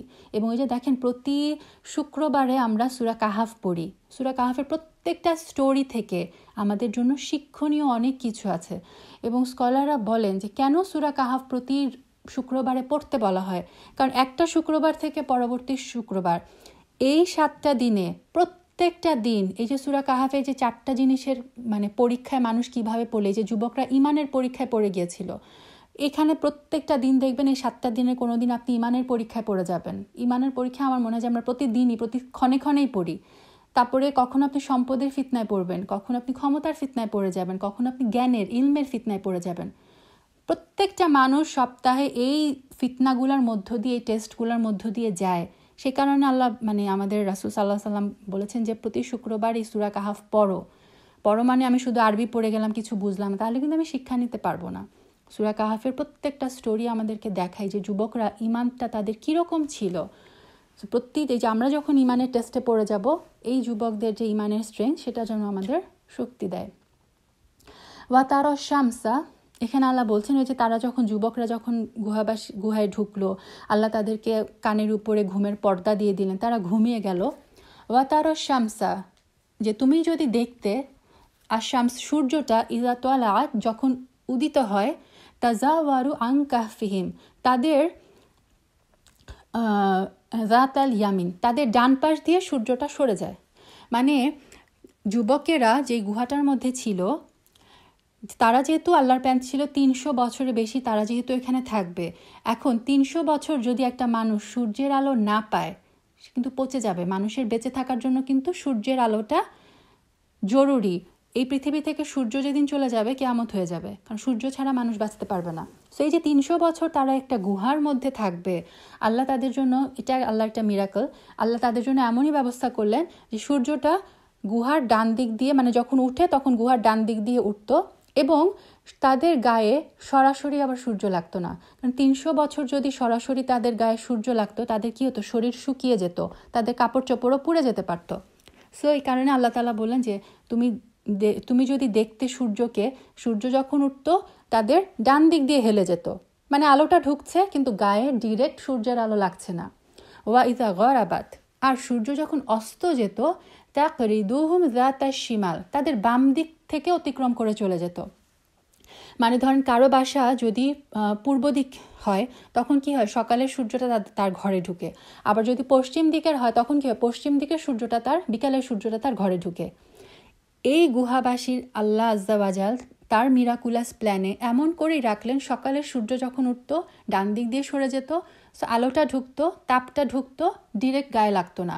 আবার বিকালের সূর্য যখন, মানে বিকালে ওই পাশ দিয়েও যখন উদিত হতো, মানে সূর্যটা যখন বিকালে অস্ত যাওয়ার আগ মুহূর্তে, তখনও ওই দিক থেকেও কি হতো, সূর্যটার আলোটা ঢুকতো, ডিরেক্ট তাপটা তাদের গায়ে লাগতো না।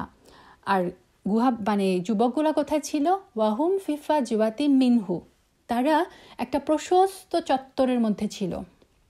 সো গুহাটা কোনো চাপা গুহা ছিল না যে 7 জন মানুষ এবং একটা কুকুর, মানে 7 জন মানুষ চাপাচাপি হয়ে থাকবে, না। আল্লাহ খুব সুন্দর করে একটা প্রশস্ত চত্বরে, অনেক প্লেস ছিল, তারা মানে নড়াচড়াও করতো, এখানে প্রশস্ত ছিল জায়গাটা, কমফোর্টেবল ছিল। যালিকা মিন আয়াতিল্লাহ, আল্লাহ বলছেন এটা হচ্ছে আল্লাহর পক্ষ থেকে একটা নিদর্শন। মাই ইয়াহদিল্লাহু ফাহুয়াল মুহতাদ, আল্লাহ যাকে গাইড করেন, আল্লাহ যাকে পথ দেখান, সেই হচ্ছে সঠিক পথপ্রাপ্ত। মানে আল্লাহ হেদায়েত আসে শুধুমাত্র আল্লাহর কাছ থেকে। সো আল্লাহ যাকে চান, আল্লাহ যাকে পথ দেখান, সেই হয় সুপথপ্রাপ্ত। ওয়ামাই ইউদলিল, আর আল্লাহ যাকে পথভ্রষ্ট করেন, ফালাং তাজিদা লাহু, তুমি কখনোই পাবে না তার জন্য ওয়ালিয়াম মুর্শিদা, কোনো অভিভাবকও পাবে না, কোনো ওয়ালি অভিভাবক পাবে না, প্রোটেক্টিভ ফ্রেন্ড পাবে না, এবং মুর্শিদ হচ্ছে পথ প্রদর্শক, তার জন্য কোনো গাইডও তুমি পাবে না। এখন এই আয়াতটা থেকে আবার অনেকে বলে যে ও তার মানে আমি যদি হেদায়েত প্রাপ্ত না হই তার মানে এটা তো আমার দোষ না, আল্লাহ যদি চাইতেন আল্লাহ আমাকে হেদায়েত দিতে পারতেন না। আল্লাহ আজ্জা ওয়াজাল মানুষ যখন দেখেন, মানে আল্লাহ মানুষকে গোমরাহ কখন করেন, যখন দেখেন তার অন্তরের মধ্যে কোনো সততা অবশিষ্ট নেই। যখন একটা মানুষ জীবনে বছরের পর বছর চলে যায় কিন্তু আল্লাহর পথে হাঁটার, হেদায়েত প্রাপ্ত হওয়ার সে কোনো চেষ্টাও করে না, তখন আল্লাহ তার অন্তরকে সিল করে দেন। আল্লাহ প্রথমেই কোনো মানুষের অন্তর সিল করে দেন না, আল্লাহ প্রথমেই কাউকে গোমরাহ করে দেন না, আল্লাহ মানুষকে চান্স দেন। যদি মানুষের অন্তরে সত্যতা থেকে থাকে আল্লাহ সেই অন্তরগুলোকে গাইড করেন। এবং আল্লাহ যে স্পিরিচুয়ালি এই যে যুবকগুলোকে আল্লাহ দেখেন স্পিরিচুয়ালি গাইড করলেন ইসলামের দিকে, এবং ফিজিক্যালিও আল্লাহ তাদেরকে গাইড করলেন কিভাবে, এই গুহার মধ্যে আশ্রয় দিয়ে। ওয়াতাহসাবুহুম আইকাযা ওয়া হুম রুকুদ, তুমি যদি তাদেরকে দেখো তাহলে তুমি মনে করবে তারা জাগ্রত, আইকাযা মানে জাগ্রত, অথচ তারা রুকুদ, তারা একদম গভীর ঘুমে তারা ঘুমন্ত। এখন কোনো কোনো মুফাসসিরগণ বলেন এটা থেকে আমরা বুঝি যে তাদের চোখগুলো খোলা ছিল, তারা ঘুমাচ্ছিল বা চোখ খোলা থাকা অবস্থায়। এখন কেউ কেউ বলেন যে চোখ যদি অনেক দিন বন্ধ থাকে, তারা তো 300 বছর, যদি চোখটা বন্ধ থাকতো চোখের আর ব্রেইনের যে কানেকশন সেটা হতো না, সো তারপরে তারা অন্ধ হয়ে যেত, মানে তারা উঠার পরেও চোখ দেখতে পেত না। আবার কেউ কেউ বলছেন তাদের চোখগুলো খোলা ছিল যাতে হুট করে কেউ যদি মানে গুহার মধ্যে ঢুকারও চেষ্টা করতো তাদেরকে দেখে ভয় পেয়ে চলে যেত, তাদেরকে অ্যাটাক করতো না বা কিছু করতো না, আল্লাহু আলাম। তাদের চোখগুলা খোলা ছিল, ঘুমন্ত অবস্থায় চোখগুলা খোলা ছিল। ওয়া নুকাল্লিবুহুম, আমরা তাদেরকে পাশ ফিরাতাম, যাতাল ইয়ামিনি ওয়া যাতাশ শিমাল, ডান দিকে এবং বাম দিকে। এটা আমরা সবাই জানি যে একজন মানুষ যদি দীর্ঘদিন একদিকেই হয়ে শুয়ে থাকে, এবং তারা যেহেতু ওই যে গুহার মধ্যে ছিল, তো দীর্ঘদিন 300 বছর যদি তারা পাশ না ফিরতো, তাদের যে গুহার মাটি তাদের শরীরটা খেয়ে ফেলতো, পোকা ধরে যেত, পুজ হয়ে যেত, অনেক কিছু হয়ে যেতে পারত। তো আল্লাহ আজ্জা ওয়াজাল তার রহমতে, তার মিরাকুলাসভাবে এই ঘুমন্ত বান্দাদেরকে ডান দিকে এবং বাম দিকে পাশ ফিরাতেন, যাতে তারা যখন ঘুমটা ভাঙবে তখনও যেন তারা সুস্থ সবলভাবে ঘুম থেকে উঠতে পারেন। দেখেন এটা আল্লাহর একটা মিরাকল। এই মানে 300 বছর ধরে আল্লাহ কিভাবে তাদেরকে, এই সূর্য ডান দিক থেকে উঠবে গায়ে লাগবে না, বাম দিক থেকে মানে অস্ত যাবে গায়ে লাগবে না, আবার চোখগুলা খোলা, আবার তাদের পাশ ফিরছে, কি সুন্দরভাবে আল্লাহ প্রোটেক্ট করেন। তো এইটাই হচ্ছে মানে এইটা এই আয়াত থেকেও আমরা একটা বুঝি যে আমি যখন আল্লাহর উপর দৃঢ় বিশ্বাস রাখবো, আল্লাহ যে আমাকে কোন দিক থেকে কিভাবে প্রোটেক্ট করবেন মানুষের কোনো আইডিয়া নাই। আল্লাহ যে কিভাবে, আল্লাহ চাইলে একজন মানুষকে কোন দিক থেকে যে প্রোটেক্ট করতে পারেন। এই মানুষগুলো, এই গুহাবাসীরা যখন আশ্রয় নিল, তারা কিন্তু চিন্তাও করেনি যে তাদেরকে আল্লাহ 300 বছর এভাবে ঘুম পাড়াবেন, তাদেরকে এভাবে আল্লাহ তাদের শরীরগুলাকে রক্ষণাবেক্ষণ করবে, এটা কিন্তু তাদের আইডিয়াও ছিল না। তো তারা জাস্ট আল্লাহর উপর ট্রাস্ট করেছিল, আল্লাহর উপর তাওয়াক্কুল করেছিল। সো আমাদেরকেও প্রত্যেকটা কাজে আল্লাহর উপর তাওয়াক্কুল করতে হবে এবং বিশ্বাস রাখতে হবে আল্লাহ চাইলে আমাকে এমনভাবে প্রোটেক্ট করতে পারেন, এমন দিক থেকে সাহায্য করতে পারেন যেখানে আমার মানে কল্পনায়ও ছিল না। তারপর আল্লাহ বলছেন যে ওয়াকালবুহুম, তাদের যে কুকুরটা ছিল, বা সিতুং জিরোআইহি, মানে জিরোআইহি মানে তার যে সামনের 2টা পা, কুকুররা যেভাবে বসে আর কি, সামনের 2টা পা প্রসারিত করে বসেছিল কোথায়, বিল ওয়াসিদ, ওয়াসিদ হচ্ছে একদম সদর দরজা, গুহার যে প্রবেশ মুখটা ছিল সেখানে তাদের কুকুর ওরকম সামনের 2 পা মেলে বসেছিল। তারপর আল্লাহ বলেছেন লাউইত্তালা আতা, যদি তুমি উকি মেরে দেখতা তাদের দিকে, আলাইহিম তাদের উপর, লাওয়াল্লাইতা মিনহু ফিরারা, তাদেরকে থেকে তুমি অবশ্যই পিঠ ফিরিয়ে পালাতে, ওয়ালা মুলিতা মিনহুম রুবা, এবং তাদের এই যে সিনটা তোমার অন্তরে অবশ্যই ভয়ের সঞ্চার হতো। মানে এটা আল্লাহ নোজ হাউ, আল্লাহ এমন কোনো ব্যবস্থা করে দিয়েছিলেন যে কেউ যদি ওইখানে তাকানোরও চেষ্টা করত, এমন একটা কোনোভাবে ভয়ঙ্কর একটা কিছু আল্লাহ এখানে করে রেখেছিলেন যে তাদেরকে দেখে মানুষ ভয়ে ওখান থেকে পিঠ ফিরিয়ে পালাতো। এই কারণে তাদের উপর কোনো অ্যাটাক হয়নি বা কিছু হয়নি, আল্লাহ তাদেরকে সংরক্ষণ করেছিলেন, নিরাপদে রেখেছিলেন। ওয়া কাযালিকা বা'আসনাহুম, তারপরে আমরা তাদেরকে যে আবার পুনরুত্থান করলাম, উঠালাম। কেন? লিয়াতাসাআলু বাইনাহুম, যেন তারা পরস্পরের মধ্যে জিজ্ঞাসাবাদ করেন। কি জিজ্ঞাসাবাদ করে? তারা যে সবাই ঘুম থেকে উঠলো। ক্বালা কাইলুম মিনহুম, যুবকদের একজন বলল, কাম লাবিসতুম, তোমরা কতদিন এখানে আছো, মানে কতক্ষণ ঘুমাচ্ছিলা? ক্বালু, কেউ কেউ উত্তর দিল, লাবিসনা ইয়াওমান আও বা'দা ইয়াওম, আমরা একদিন অথবা একদিনের কিছু অংশ অবস্থান করেছি। ওই যে বললাম তারা ঢুকেছিল রাত্রেবেলা, উঠে দেখলো সূর্য এখনো ডুবেনি, বিকাল। সো ভাবলো না একদিন না, অথবা একদিনও হয়নি, আমরা একদিনের কিছু অংশ এখানে ঘুমিয়েছিলাম, অবস্থান করেছিলাম। ক্বালু, কিন্তু কেউ কেউ দেখলো যে না, আশেপাশের সিচুয়েশন তো অন্যরকম লাগছে, অপরিচিত লাগছে। তখন তারা বলল যে রব্বুকুম আ'লামু বিমা লাবিসতুম, আসলে তোমরা কতকাল ধরে ঘুমাচ্ছ, কতকাল ধরে এই গুহার মধ্যে আছো, তোমাদের রব মানে আল্লাহই ভালো জানেন। এখন তারা প্রচণ্ড ক্ষুধার্ত। কি বললেন? ফাবআসু আহাদাকুম, তোমাদের একজনকে পাঠাও, বিওয়ারিকিকুম হাদি, ওয়ারিক হচ্ছে রৌপ্য মুদ্রা, এই রৌপ্য মুদ্রাগুলা দিয়ে পাঠাও, ইলাল মাদিনা, শহরের দিকে তোমাদের একজনকে পাঠাও এই মুদ্রাগুলা দিয়ে। ফাল ইয়াংজুর, দেখেন এখানে খুব লক্ষণীয় বিষয়, সে যেন খেয়াল রাখে, সে যেন দেখে, আইয়ুহা আজকা তোআম, কোনটা পবিত্রতম খাদ্য, কোনটা হালাল পবিত্র খাদ্য। ফালিয়াতিকুম বিরিজকিম মিনহু, তারপরে ওই হালাল খাওয়া যেন সে নিয়ে আসে তোমাদের জন্য। এরা প্রচণ্ড ক্ষুধার্ত, তারা মানে প্রচণ্ড ক্ষুধা নিয়ে যখন ঘুমের থেকে উঠলো, তারা প্রথমে কি চিন্তা করলো যে হ্যাঁ খাওয়া নিতে পাঠাও এই রৌপ্য মুদ্রাগুলা দিয়ে, কিন্তু যে খাওয়া নিতে যাচ্ছে সে যেন খেয়াল রাখে, সে যেন দেখে নিয়ে আসে পবিত্র হালাল খাওয়া। একে তো তারা মানে পালিয়ে গেল, সো এই চিন্তাও তারা করে নাই যে না আশেপাশে বের হয়ে যেটা পাও একটা নিয়ে আসো, আমাদের প্রচণ্ড খিদা লেগেছে, আমরা যেহেতু পলায়নরত অবস্থায় আছি, যা পাও সামনে নিয়ে আসো। ওই অবস্থাতেও তাদের কনসার্ন ছিল হালাল খাওয়া। যেহেতু তারা ওই যে মুশরিকদের মধ্যে ছিল, সো হালাল খাওয়া সব জায়গায় অ্যাভেলেবেল ছিল না, হালাল খাওয়াটা খুবই রেয়ার ছিল ওই সমাজের জন্য। সো সে বারবার মনে করিয়ে দিল হালাল খাওয়া নিয়ে আসো। তো এটা থেকে আমরা বুঝি যে আমাদের দিনের ক্ষেত্রে হালাল খাওয়াটা কতটা ইম্পর্টেন্ট। হালাল খাওয়া একটা হচ্ছে আমরা যেটা খাচ্ছি ইটসেলফ, আরেকটা হচ্ছে আমি কোন হালাল রিজিক দিয়ে আমি খাওয়াটা কিনছি কিনা। হয়তো আমি হালাল মুরগি কিনলাম, কিন্তু আমার রিজিকটা যদি হারাম হয় তাহলে কিন্তু এই মুরগিও কি হয়ে গেল, হারাম মিশে গেল। কিন্তু তার মানে আমার রিজিকটা হতে হবে হালাল, এবং আমি যে খাওয়াটা খাচ্ছি ইটসেলফ হচ্ছে খাওয়াটাও হালাল হতে হবে। এবং স্কলাররা বলেন যে হালাল খাওয়া খোঁজা এটা হচ্ছে একটা সাইন অফ তাকওয়া।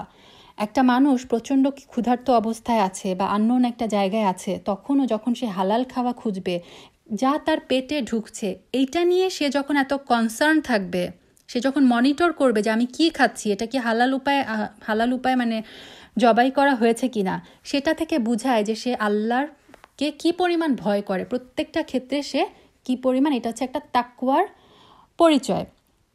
এবং আমরা এটা রাসূল সাল্লাল্লাহু আলাইহি সাল্লামের একটা হাদিস থেকেও জানি যে রাসূল সাল্লাল্লাহু আলাইহি সাল্লাম একদিন দেখছিলেন যে একজন কাবার সামনে খুব সুন্দর করে দোয়া করছিলেন, কিন্তু রাসূল সাল্লাল্লাহু আলাইহি সাল্লাম বললেন যে তার দোয়া তো কবুল হবে না, কারণ তার পরনে যা পরা আছে সেটা হারাম, সে যা খাদ্য খায় সেটা হারাম। তার মানে আমাদের হালাল খাওয়ার সাথে কিন্তু আমাদের যে দোয়া কবুলের একটা সম্পর্ক এই হাদিস থেকে আমরা পাই। সো আমি হারাম খাবো অথচ আমি এক্সপেক্ট করব যে আল্লাহ আমার সব দোয়া কবুল করবেন, এটা কিন্তু ঠিক না। সর্বাবস্থায় আমাদের চেষ্টা করতে হবে হালাল খাবার খুঁজতে। এই যুবকদের, এই গুহাবাসীর ঘটনা থেকে আমরা কিন্তু এই হালাল খাওয়ার যে গুরুত্ব সেটাও বুঝতে পারি। তো বললেন যে হালাল খাওয়া যেন সে নিয়ে আসে, ওয়ালিয়াতালাত্তাফ, এবং সে যেন সতর্ক হয়, খুব কেয়ারফুল থাকে, ওয়ালা ইউশইরান্না বিকুম আহাদা, এবং তোমাদের ব্যাপারে সে যেন কাউকে টের পেতে না দেয়। একজনকে পাঠাও, যেহেতু অনেকজন গেলে একটা সবার ব্যাপারে প্রকাশ হয়ে যাওয়ার একটা ভয় আছে, এবং যেই যাবে সে যেন খুব বেশি কথা না বলে খুব সতর্কভাবে হালাল খাওয়াটা খুঁজে নিয়ে চলে আসে। এই যে 19 নম্বর আয়াতের যে ওয়ালিয়া তালাত্তাফ, এইটা হচ্ছে কোরআনের মিডল ওয়ার্ড, কোরআনের একদম মাঝখানের ওয়ার্ড হচ্ছে ওয়ালিয়া তালাত্তাফ। সূরা কাহাফটা যে 15 পারায় কোরআনের মিডল ওয়ার্ড, এটা একদম মাঝখানের শব্দ ওয়ালিয়া তালাত্তাফ। আচ্ছা, তো এটা থেকে আমরা আরেকটা শিক্ষাও পাই যে আসহাবে কাহাফের ঘটনা থেকে, যে সর্বাবস্থা আমাদেরকে সতর্কতা অবলম্বন করতে হবে। দেখেন, এরা কিন্তু অনেক সচেতন ছিল হালাল খাওয়ার ব্যাপারেও এবং নিজেদের নিরাপত্তা নিয়েও, যে তারা কোনোভাবেই যেন আমাদের সম্পর্কে টের না পেয়ে যায়, এই ব্যাপারেও সতর্ক যেন থাকে। ইন্নাহুম, কেন ইন্নাহুম? ওই যে তাদের সমাজের যে লোকেরা, তারা যদি ইয়াযহারু আলাইকুম, তোমাদের সম্পর্কে যদি টের পেয়ে যায়, ইয়ারজুমুকুম, এই আয়াতটা থেকে আমরা পাই যে ওই তাদের শাসক তাদেরকে কি থ্রেট দিয়েছিল, ইয়ারজুমুকুম, রজম মানে হচ্ছে পাথর মারা। তারা যদি তোমাদের সম্পর্কে টের পেয়ে যায়, তোমাদেরকে পাথর মেরে হত্যা করবে। অথবা ইউঈদুকুম, ফিরিয়ে নিয়ে আসবে, ফি মিল্লাতিহিম, তাদের ধর্মে ফিরিয়ে নিবে, মানে শিরকে। তার মানে যে আমরা এই আয়াতটা থেকে বুঝতে পারি যে রাজা তাদেরকে বলেছিল যে তোমরা আমাদের ধর্মে ফিরে আসো, অথবা তোমাদেরকে আমরা পাথর মেরে হত্যা করব। ওয়ালান তুফলিহু, এবং যদি এইটা হয় তোমাদেরকে মেরে ফেলা হয় অথবা তোমাদেরকে তাদের ধর্মে ফিরিয়ে নেওয়া হয়, তখন তোমরা কখনোই সফলকাম হবে না, ইদান আবাদা, কখনোই না। এটা হচ্ছে যুগে যুগে বাতিল শক্তিদের এইটাই কাজ, যে হয় তাদের ধর্মে ফিরিয়ে নিবে অথবা হচ্ছে হত্যা করে নিবে। কোরআনের মানে আল্লাহর যে ওয়ে অফ স্টোরি টেলিং, আল্লাহ যে গল্প বলার মেথড, এটা খুবই অসাধারণ। দেখেন, এখানে এই আয়াতটা থেকে আমরা বুঝে ফেললাম যে আচ্ছা, তার মানে এরকম একজন শাসক ছিল, যে শাসকটা এই দুইটা অপশন তাদেরকে দিয়েছিল। আমরা যদি বাইবেলের স্টোরি দেখি বা ইসরায়েলের যে স্টোরিগুলো দেখি, ওইখানে প্রচুর মানে বর্ণনা, এর নামে, এর সন্তানের, এইখানে জায়গার নাম, এত সময়, ডিটেলসে ভরা। কোরআনের স্টোরিগুলো যদি আমরা দেখি, ডিটেল অনেক কম। আল্লাহ আযজা ওয়া জাল খুব সংক্ষেপে যতটুকু আমাদের জানানো প্রয়োজন, খুব অল্প কথায় অনেক কিছু বলে দেয়। এবং কোরআনে যেগুলো আমাদের জন্য রেলেভেন্ট না, যেমন এই যে আসহাবে কাহফ কোথায় ছিল, এটা জেনে কিন্তু আমাদের ধর্মের বিশ্বাসে কোনো পার্থক্য আসবে না, ঈমান বেড়ে যাবে না। সে কারণে আল্লাহ কিন্তু এটা স্কিপ করলেন। এটা কোন আমলে ছিল, এটাও আমাদের জন্য জানাটা জরুরি না। যেইগুলা জানা জরুরি না, কোরআন কিন্তু আল্লাহ সবসময় দেখবেন স্টোরিতে আমরা নাম পাই না। কোরআনে খুব অল্প মানুষের নাম এসেছে, নবীদের ছাড়া নাম আসেনি, ঘটনার স্থান আসে না, সময়কাল আসে না। আল্লাহ ততটুকুই জানান যতটুকু আমাদের জন্য জানাটা জরুরি। এটা হচ্ছে কোরআনের আরেকটা মিরাকুলাস মানে সাইন, আল্লাহর ওয়ে অফ স্টোরি টেলিং। আল্লাহ কি অসাধারণভাবে অল্প কথায় সংক্ষেপ গল্পের সারটুকু আমাদেরকে বলে দেন। ওয়াকাযালিকা আসারনা আলাইহিম, এইভাবে আমরা তাদেরকে জানিয়ে দিলাম। আসার করা মানে হচ্ছে সবাইকে জানিয়ে দেওয়া, আলাইহিম, তাদের ব্যাপারে। এখন আল্লাহ যে এখানে মানে মিসিং, যে আল্লাহ তাদেরকে উঠালেন, যে আচ্ছা না উঠালেন তো, তারপরে ঘটনা অনেকভাবে যায়। তাফসিরে আবু বকর জাকারিয়া থেকে আমি একটু বলছি যে ওখানে বর্ণনা আছে, এই যে যুবকরা, ওই যে একজনকে পাঠানো হলো রৌপ্য মুদ্রা দিয়ে খাওয়া আনতে, তো সেই যুবক বের হয়ে দেখলো সব কিছুই তো অন্যরকম। এই শহরও মানে আমরা যখন ঘুমাতে গেলাম তখন এরকম ছিল না, জায়গাটাকে সবই অন্যরকম লাগছে। তো সে এক জায়গায় যায়, দোকানে যায়, খাওয়া কিনতে যায়, তখন যে রৌপ্য মুদ্রাটা দিল, রৌপ্য মুদ্রার মধ্যে কিন্তু রাজার মানে ছবি থাকতো। তো সে দোকানদার ওই রৌপ্য মুদ্রা দেখে খুব অবাক হয়ে যায়, এটা কোন আমলের? সে বলল, আমরা কালকে এটা আমার সাথে ছিল, কারণ সে তো জানে সে গতকালকে ঘুমাতে গিয়েছে। বললো এটা তো কালকের মুদ্রা। সে বললো না, এই মুদ্রা তো এই যুগের না। তো এরকম সে ওইখানে যখন কিনতে পারলো না, আরেক জায়গায় গেল, এইভাবে তার ঘটনাটা ছড়িয়ে গেল, আশেপাশে লোক জানাজানি হয়ে গেল যে এক যুবক এসেছে অনেক আগের রৌপ্য মুদ্রা দিয়ে। তারপরে কোনো বর্ণনা আসে যে তাকে ধরে নিয়ে যাওয়া হয় মানে তখনকার যে শাসক তার কাছে, এবং এর মধ্যে ওই রোমান সাম্রাজ্যের ওই যে তাদের সময় 300 বছর আগে যে রাজা ছিল সেই রাজার পতন হয়েছে। তারপরে এর মধ্যে ওই পুরা এলাকা হচ্ছে খ্রিস্টান ধর্ম গ্রহণ করে, মানে এখন যে রাজা ছিল সে হচ্ছে খ্রিস্ট ধর্মের। সো তারপরে ওই যে রাজার কাছে যখন নিয়ে যাওয়া হয় তাকে, তখন হচ্ছে রাজা তার সমস্ত ঘটনা শুনে, এবং ঘটনা শুনে রাজা হচ্ছে তাদেরকে সাথে নিয়ে, ওই যুবককে সাথে নিয়ে এই আসহাবে কাহাফে আসে, গুহার কাছে আসে। গুহার কাছে আসার পরে বর্ণনায় আসে যে এই 7 জন যুবক তখনই ওই অবস্থায় মৃত্যুবরণ করে, তখন তাদের ন্যাচারাল ডেথ হয়। এটা আল্লাহ এখানে বলছেন এই আয়াতটার মধ্যে যে আমরা এই যে তাদেরকে উঠালাম, এটার উদ্দেশ্য হচ্ছে যেন, এই যে দেখেন আল্লাহ কিন্তু চাইলে ওইখানেই তাদের মৃত্যু দিয়ে দিতে পারতেন। আল্লাহ যে তাকে প্ল্যান করে পাঠালেন, লোকদের মধ্যে একটা জানাজানি হলো। এবং এখানেও আরেকটা বর্ণনায় আছে যে ওই সময়টায় তারা খ্রিস্ট ধর্ম গ্রহণ করেছিল ঠিকই, কিন্তু তাদের মধ্যে একটা বিষয় নিয়ে, মৃত্যু পরবর্তী জীবন এবং কিয়ামতের দিনে যে হাসরের মাঠে যে জমায়েত করা হবে, হিসাব নিকাশ হবে, এটা নিয়ে মানুষের মধ্যে মতবিরোধ ছিল। কেউ কেউ বলতো না, আমাদের আর হিসাব নিকাশ হবে না, কেউ কেউ বলতো যে না, হবে। এই যে আখিরাতে যে অস্বীকারের যেই মানে বীজটাই লোকদের মধ্যে যে ঢুকে গিয়েছিল, এইটাকে নির্মূল করার জন্য আল্লাহ আযজা ওয়া জাল ওই টাইমে, ওই মুহূর্তে হচ্ছে এই লোকগুলার যে আসহাবে কাহাফের ঘটনাটা তাদের মধ্যে নিয়ে আসেন। এটাও কোনো কোনো তাফসির আবু বকর জাকারিয়াতে এসেছে। আল্লাহ এখানে বলছেন যে আমি যেন তাদের সম্পর্কে লোকদেরকে জানিয়ে দিতে পারি। কি জানাতে চান আল্লাহ? আন্না ওয়াদাল্লাহি হাক্ক, যে আল্লাহর ওয়াদা হচ্ছে সত্য।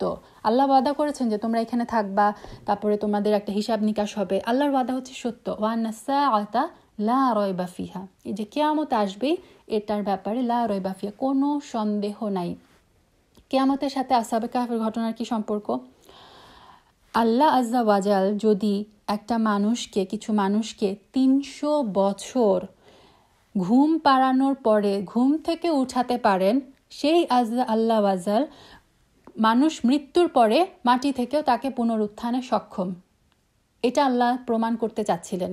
এই যে যখন মানুষের মধ্যে কি আমরা মৃত্যুর পরে আবার আমাদের উঠানো হবে নাকি, এটা নিয়ে যখন তাদের সংশয় হচ্ছিল, তখন আল্লাহ আসহাবুল কাহফের ঘটনাটা তাদের সামনে নিয়ে আসতেন যে দেখো, তোমরা 300 বছর ঘুম পাড়ানোর পরে এদেরকে যদি আমি জীবিত করতে পারি, তোমাদের মৃত্যুর পরেও 1000 বছর পরেও আমি তোমাদেরকে মাটি থেকে পুনরুত্থান করতে সক্ষম।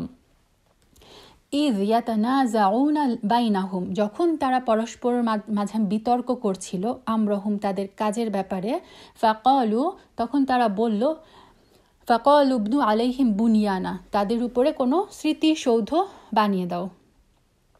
এই যে মানে যেটা বললাম যে রাজা আসলো, তারপরে তাদের ন্যাচারাল ডেথ হয়ে গেল, তখন তাদের মধ্যে আবার তর্কাতর্কি শুরু হয়ে গেল। কেউ কেউ বলে এখন এদেরকে আমরা কি করব, এটা যেহেতু এর একটা ঐতিহাসিক একটা ঘটনা, তো তাদের উপরে, তাদের এই কবরের উপরে আমরা একটা মনুমেন্ট করে দিই, যে এটা একটা স্মৃতিসৌধ হিসেবে থেকে যাক। রব্বহুম আ'লামু বিহিম, তাদের রবই তাদের ব্যাপারে ভালো জানেন। ক্বাল আল্লাযিনা গালাবু আলা আমরিহিম, কিন্তু যেই দলটা তাদের উপর প্রবল হয়েছিল, মানে হচ্ছে যেই দলটা হচ্ছে ক্ষমতাধর যে দলটা ছিল, মানে শাসক শ্রেণী যারা ছিল, তারা কি বলল? লা নাত্তাখিযান্না আলাইহিম মাসজিদা, না, তাদের উপর আমরা কোনো সৌধ নির্মাণ করব না, তাদের উপরে আমরা মসজিদ নির্মাণ করব। এই আসহাবে কাহফের এই গুহাবাসীর লাশের মানে কবরের উপরে আমরা মসজিদ নির্মাণ করব। সুবহানাল্লাহ। তো এই যে এই দুই পক্ষ আবার তখন তর্কাতর্কি হলো, সৌধ নির্মাণ করবে, কেউ বলল মসজিদ নির্মাণ করবে, এবং এই যে তাদের উপর মসজিদ নির্মাণ করা হয়। মসজিদ নির্মাণ কিন্তু আমাদের ধর্মে কবরের উপর মসজিদ নির্মাণ করা কিন্তু হারাম। রাসূল সাল্লাল্লাহু আলাইহি সাল্লাম এটা টোটালি নিষেধ করে গেছেন, কবরের উপরে মসজিদ নির্মাণ করা। কারণ অনেকগুলো হাদিসে আছে যে রাসূল সাল্লাল্লাহু আলাইহি সাল্লাম বলেছেন যে আল্লাহ ইয়াহুদি আর নাসারাদের প্রতি লানত বর্ষণ করেছেন, কারণ তারা নিজেদের নবীদের কবরগুলোকে ইবাদতখানায় পরিণত করেছে। তারপরে আরেকটা হাদিসে এসেছে যে সাবধান হয়ে যাও, তোমাদের পূর্ববর্তী লোকেরা নবীদের কবরকে ইবাদতখানা বানিয়ে নিত, আমি তোমাদের এই ধরনের কাজ থেকে নিষেধ করছি। সো এই যে আমাদের দেশে মাঝে মধ্যে দেখা যায় যে কবরকে ঘিরে মাজার, কবরকে ঘিরে মসজিদ, এটা কিন্তু অ্যালাউড না। মসজিদ আর কবর মানে ইবাদতখানা আর কবরস্থান, দুইটা বাউন্ডারি টোটালি আলাদা থাকবে। ইবাদতখানার মসজিদের উপরে ইবাদতখানা করা নিষেধ, টোটালি কিন্তু নিষেধ। সায়াকুলুনা, তারা শীঘ্রই বলবে, এখানে আল্লাহ যে তারা যে বিতর্ক করছিল তাদের সংখ্যা নিয়ে এটা এই আয়াতে আল্লাহ বলে দিচ্ছেন। তাদের মধ্যে মানে কেউ কেউ বলবে যে সালাসা, তারা সংখ্যায় ছিল 3, যে যুবকরা ছিল 3 জন, রাবিউহুম কালবুহুম, আর চতুর্থটি ছিল কুকুর। কেউ কেউ বলে যে 3 জন ছিল যুবক আর 4th নাম্বার ছিল কুকুর। ওয়ায়াকুলুনা, কিছু কিছু লোক আবার বলে খামসাতুন সাদিসুহুম কালবুহুম, 5 জন ছিল তারা যুবক আর ষষ্ঠটা ছিল কুকুর। রজমাম বিল গায়ব, তারা আসলে ওই যে রজম করে, বিল গায়বে মানে হচ্ছে অন্ধকারে ঢিল ছুঁড়ে, তারা আসলে আন্দাজে কথা বলে। আল্লাহ এখানে ক্লিয়ারলি বলে দিলেন, তার মানে এই দুটা মতবাদী ভুল। ওয়ায়াকুলুনা, কিছু লোক বলে সাবআতু, তাদের সংখ্যা ছিল 7, যুবকরা ছিল 7, ওয়া সামিনুহুম কালবুহুম, অষ্টমটি ছিল তাদের কুকুর। কুল ও রব্বি আলামু বিইদ্দাতিহিম, তুমি বলে দাও আমার রবি তাদের সংখ্যা সম্পর্কে ভালো জানেন। এখন অনেক মুফাসসিরগণ বলেছে এই যে তাদের কেউ কেউ বলে তাদের সংখ্যা 7 আর অষ্টমটি ছিল তাদের কুকুর, এটার পরে আর আল্লাহ কিছু বলেন নাই, আল্লাহ এখানে স্টপ হয়ে গেলেন। এটা থেকে মুফাসসিরগণ বলেন যে তার মানে আমরা ধরে নিতে পারি যুবকরা সংখ্যায় ছিল 7 এবং অষ্টমটি ছিল কুকুর। মা ইয়ালামুহুম ইল্লা কলিল, অল্প সংখ্যক লোক ছাড়া তাদের ব্যাপারে কেউই সঠিক জানে না, মানে খুব অল্প সংখ্যক মানুষ এই যুবকদের সঠিক সংখ্যা সম্পর্কে জানে। এবং আব্দুল্লাহ ইবনে আব্বাস রাদিয়াল্লাহু তাআলা আনহুমা তিনি বলেন যে আনা মিনাল কলিল, খুব অল্প সংখ্যক মানুষ তাদের সম্পর্কে জানে, আমি হচ্ছি এই অল্প সংখ্যক মানুষদের অন্তর্ভুক্ত। তিনি বলেছেন যে তাদের সংখ্যা ছিল 7। ফালা তুমারি ফিহিম, অতএব তুমি তাদের ব্যাপারে কোনো বিতর্ক করো না, ইল্লা মির আং জাহিরা, মামুলি আলোচনা ছাড়া। আল্লাহ রাসূল সাল্লাল্লাহু আলাইহি সাল্লামকে এখানে বলে দিচ্ছেন এই যে এই ব্যাপারটা নিয়ে তাদের মধ্যে এত মতবিরোধ, কয়জন সংখ্যা ছিল, এটা নিয়ে তুমি আবার তাদের সাথে মানে কোনো মতবিরোধ করো না, তুমি ইহুদিদের সাথে বা খ্রিস্টানদের সাথে এগুলো নিয়ে মতবিরোধে যেও না। ওয়ালা তাস্তাফতি ফিহিম মিনহুম আহাদা, এবং এই ব্যাপারে তুমি তাদেরকে কোনো কিছু জিজ্ঞাসাও করো না, মানে আল্লাহ যতটুকু জানিয়ে দিয়েছেন ততটুকুই এনাফ, এই ব্যাপারে বেশি ঘাটাঘাটি বেশি তর্কাতর্কি করার কোনো প্রয়োজন নাই। তারপরে ওই যে নাজিলের ঘটনা যেটা বললাম, রাসূল সাল্লাল্লাহু আলাইহি ওয়াসাল্লাম ইনশাআল্লাহ বলতে ভুলে গিয়েছিলেন, আল্লাহ এখানে বলে দিচ্ছেন ওয়ালা তাকুলান্না, এই যে নুনের উপর সাদ্দা, মানে কখনোই বলবে না, লিশাই ইন, কোনো ব্যাপারে, ইন্নী ফাইলুন যালিকা গাদা, আমি আগামীকাল এটা করব, এই কথাটা কখনো বলবে না, ইল্লা আইয়াশা আল্লাহ, ইনশাআল্লাহ যেটা আমরা বলি যে আল্লাহ যদি ইচ্ছা করেন, এই ইনশাআল্লাহ এই কথাটা ছাড়া তুমি কখনোই এই কথা বলবা না যে আমি এটা আগামীকাল করব। ওয়াজকু রব্বাকা, এবং তোমার রবের স্মরণ করো, ইদা নাসিতা, যখনই তুমি ভুলে যাও। এটাকে এই যে যখনই তুমি ভুলে যাও, যদি তুমি ভুলে যাও, মুফাসসিরগণ দুইভাবে বলেছেন যে এক হতে পারে, ধরেন আমি কোনো কিছু একজন কাউকে বললাম যে আমি নেক্সট উইকে আসবো, আমি ইনশাল্লাহ বলতে ভুলে গেলাম, যখনই আমার মনে পড়বে যে সুবহানাল্লাহ আমি তো ইনশাল্লাহ বলি নাই, সাথে সাথে আমি বলে নেব ইনশাল্লাহ আমি নেক্সট উইক ওনার কাছে যাব। এটা একটা অর্থ যে কেউ যদি ইনশাল্লাহ বলতে ভুলে যায়, যেই মুহূর্তে মনে পড়বে সেই মুহূর্তে ইনশাল্লাহ বলে নিবে। আরেকটা অর্থ হচ্ছে মুফাসসিরগণ বলেছেন যে শয়তানের কাজই হচ্ছে মানুষকে ভুলিয়ে দেওয়া। আমরা কিন্তু সারাক্ষণ আল্লাহ আযজা ওয়া জাল্লার স্মরণে থাকি না, জিকিরে ব্যস্ত থাকি না। মুফাসসিরগণ বলেছেন যে এইটাকে আমরা এইভাবেও ধরতে পারি, ওয়াজকুর রব্বাকা ইযা নাসিতা, যখনই তুমি আল্লাহর কথা ভুলে যাচ্ছ, যখনই মনে পড়ছো আমি তো জিকির করছি না, তখনই আল্লাহর জিকিরে লিপ্ত হয়ে যাও। উজকুর মানে হচ্ছে আল্লাহর জিকির করো, আল্লাহকে স্মরণ করো। আল্লাহু আলাম, দুইটাই আমরা মানে নিতে পারি ইনশাআল্লাহ।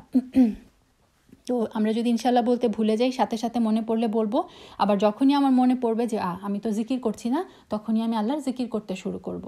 ওয়াকুল, এবং বলো, আশা করা যায়, আইয়াহদিয়ানি রব্বি, আমার রব আমাকে পথ দেখাবেন, লিআকরাবা মিন হাযা রশাদা, এটার চেয়েও উত্তমভাবে পথ চলা, ওইটার চেয়ে উত্তমভাবে সঠিক পথ চলা আমার রব আমাকে দেখাবেন।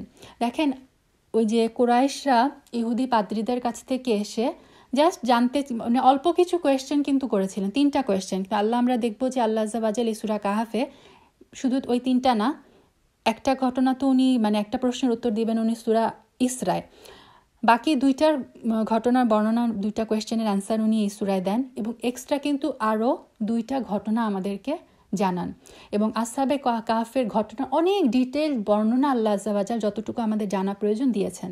তো এখানে এটাই বলা হচ্ছে যে হতে পারে তারা তোমার কাছে যতটুকু জানতে চাইলো, আল্লাহ এর চেয়েও আরও অনেক বেশি তোমাদেরকে জানিয়ে দিলেন।